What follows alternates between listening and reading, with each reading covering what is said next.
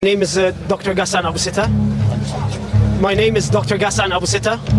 I am a plastic and reconstructive surgeon. I am a British Palestinian volunteer with Médecins Sans Frontières. This morning, upon the request of Al Ahli Hospital administration, I moved from Shifa Hospital to Al Ahli Hospital to help out with the treatment of some of the wounded, as the number of wounded had exceeded the number of beds in the hospital. We had been operating all day and had made the decision that in order to continue operating on these patients, I would stay behind and sleep at the hospital.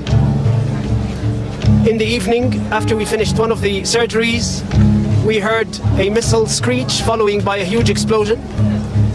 As a result of the explosion, part of the ceiling of the operating room fell.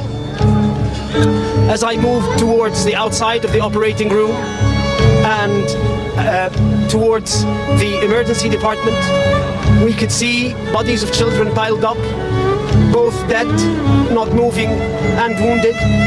There were several who had been amputated. I tended to a man who had his leg blown off at the thigh.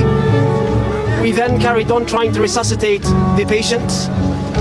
When the ambulance came, I decided to help out by carrying one of the wounded who had had a shrapnel in his neck into the ambulance.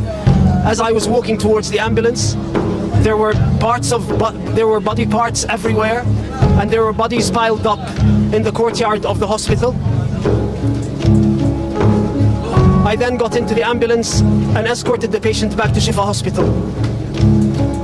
This morning, when I drove into the hospital, I noted how full the hospital courtyard was, with families who had sought refuge inside the hospital, thinking that it would be a safe haven. It's these very same families who are now either dead or critically wounded as a result of this attack. This is a war crime that the world has seen coming. Israel has been warning the entire world that it was going to attack Palestinian hospitals, and it did exactly that. Every Western politician who has declared unconditional support for Israel's war effort on the Palestinian people has the blood of these children on their hands. That unconditional support is what led us to this massacre. The impunity that Israel believes it has from its Western allies is what has led to this massacre.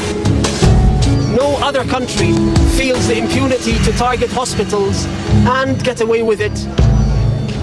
What happened today is a war crime, and if the Israelis get away with it again, then more war crimes will be committed and more hospitals will be targeted.